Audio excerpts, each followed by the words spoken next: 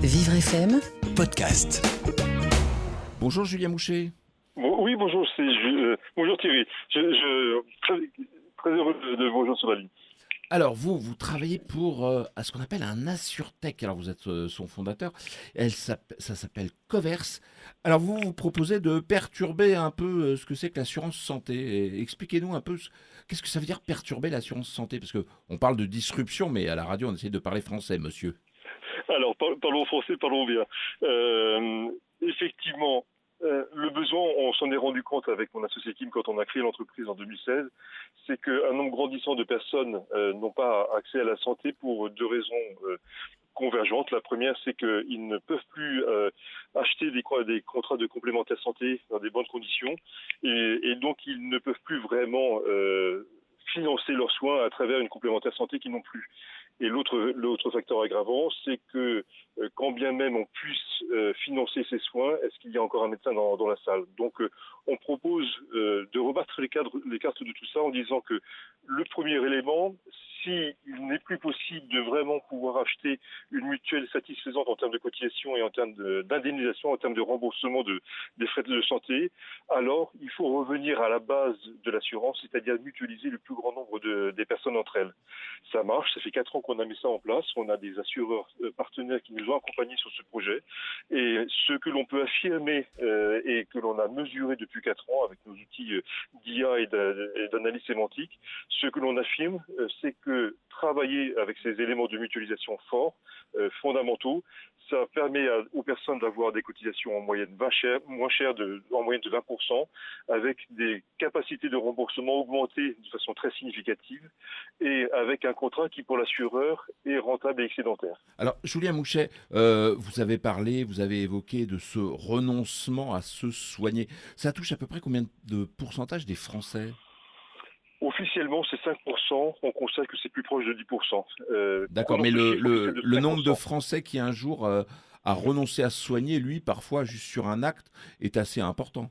Oui, Thierry, pardon. Ce que je décrivais tout à l'heure, c'est le nombre de personnes qui n'ont plus de mutuelle santé.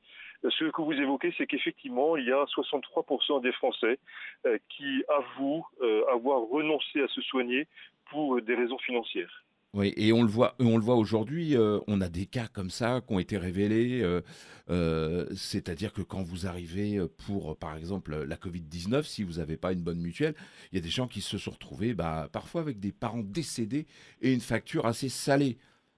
Oui, c'est une situation franchement super grave. C'est-à-dire qu'effectivement, ce que vous décrivez, Thierry, est quelque chose qu'on a connu en fait pendant la crise sanitaire du printemps. C'est qu'un Français sur 4 qui est allé au service des urgences a dû payer de sa poche les frais d'hospitalisation, c'est-à-dire ce qui n'est pas pris en charge par la sécurité sociale à 100%, c'est-à-dire les frais de séjour, c'est-à-dire les dépassements d'honoraires. Et soit c'est eux parce qu'ils ont pu ressortir en fait sur leurs pieds, soit c'est leurs héritiers. Alors, ces situations-là, on pourrait effectivement les éviter en proposant de rendre abordable ce qu'on appelle, nous, des mutuelles. Alors, expliquez-nous d'un mot, comment est-ce qu'on peut aujourd'hui réussir à compléter la raquette, par exemple, je sais pas, d'un étudiant, d'une famille ou de personnes qui sont assez âgées? Oui, on a un dispositif qui fonctionne plutôt très, très bien en France, encore pour le moment, mais ce qu'on a décrit montre effectivement qu'il est urgent d'agir pour qu'il reste super performant. Le dispositif, il dit que pour les personnes qui ont les plus faibles revenus dans notre société ou qui n'ont pas de revenus, alors il y a la CSS, l'aide au financement de la complémentaire santé, l'ex-mutuelle CMU en fait. Ensuite, vous avez des personnes qui ont un bon niveau de vie, qui peuvent choisir leur mutuelle qui fonctionnera et qui les remboursera sans doute bien. Entre deux, vous avez les personnes à faible revenu, actives ou retraitées. Les faibles revenus quand on est actif, c'est qu'on a des employeurs multiples, c'est qu'on est auto-entrepreneur, c'est qu'on est travailleur indépendant, c'est qu'on est agriculteur, par exemple. Et là, lorsqu'on n'est pas dans le dispositif de la CSS et qu'on n'a pas les moyens de payer une mutuelle complémentaire à bon niveau, comment on fait? Nous, on dit qu'il ne faut pas adresser ces personnes-là en particulier, il faut adresser les personnes dans leur ensemble. Et ce que l'on propose, c'est que quand on va avoir mutualisé la population la plus large, dont ces personnes-là, mais aussi les personnes à revenus le plus confortables, alors effectivement, chacun pourra dire j'ai la possibilité d'acheter une mutuelle satisfaisante en termes de prix, satisfaisante en termes de capacité de remboursement, et qui pourra être stable dans le temps parce que les promesses qu'elle a dit en amont sont bien tenues dans la vie du contrat. Julien Mouchet, vous l'avez évoqué, quand il n'y a plus encore de médecins dans la salle, on pourrait éventuellement recourir aux nouvelles technologies. Oui, absolument. Il y a effectivement un constat qui est très clair, c'est que aujourd'hui, le système de soins en France repose sur le médecin référent. Aujourd'hui, pratiquement un Français sur deux n'a plus de médecin référent, non pas parce qu'il choisit de ne pas l'avoir, mais c'est parce qu'il n'a plus la possibilité d'accéder à un médecin référent, à un médecin de famille. Et puis, de toute façon, un médecin sur deux qui a déjà une patientèle beaucoup trop importante, en moyenne c'est 900 patients dans leur cabinet, et bien ces médecins n'ont plus la possibilité de prendre de nouveaux patients. Le côté magique que l'on vit dans ce contexte grave, c'est qu'on a cette technologie du digital qui permet de réconcilier les choses. En clair, un médecin n'a pas besoin de voir à chaque fois qu'on y pense son patient.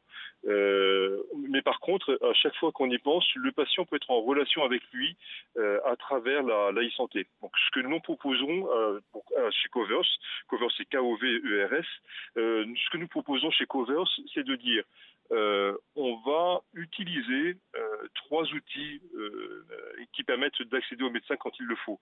Le premier outil, c'est bien sûr la télémédecine. C'est quelque chose qui est standard aujourd'hui, mais la télémédecine, pour qu'elle soit pertinente et efficace, il faut qu'elle puisse être exercée par le médecin dans des conditions qui vont se rapprocher le plus et au plus près des conditions qu'il a dans son cabinet avec son patient. C'est pas forcément ce qu'on a connu là pendant cette période de pandémie avec un appel en vidéoconférence et puis derrière on se revoit 15 jours après. Mais oui, parce que pour le médecin, en fait, lorsqu'il a une personne en visio, la visio est déjà mieux que uniquement le téléphone, mais s'il n'a que cet élément-là pour voir son client patient, alors très souvent, il ne pourra pas s'appuyer sur des constantes vitales pour dire voilà effectivement, je peux confirmer un diagnostic. Alors son serment d'Hippocrate et de toute façon sa responsabilité professionnelle l'oblige à dire j'ai un doute, alors allez voir un médecin. Et donc effectivement, plus de 90% des réponses qui ont été apportées par les Français qui sont allés téléconsulter pendant la crise du Covid-19, c'est aller voir un médecin. Donc c'est pas satisfaisant. Ce que l'on dit effectivement, c'est que le médecin, pour qu'il soit efficace, et c'est les médecins qui disent ça eux-mêmes, les médecins avec lesquels nous travaillons au sein de Covers, ces médecins disent il faut que l'on puisse s'appuyer sur deux choses pour pouvoir faire une téléconsultation pertinente et performante. La première chose, c'est un écosystème de dispositifs médicaux de santé connectés.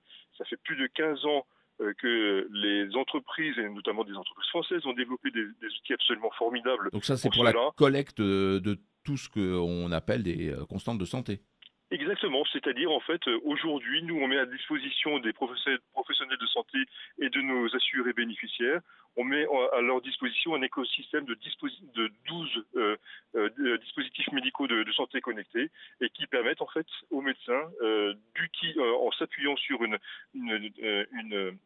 consultation à distance avec ces genres d'outils qui leur permettra de dire effectivement cette constance confirme mon moment diagnostic et je vais pouvoir le former.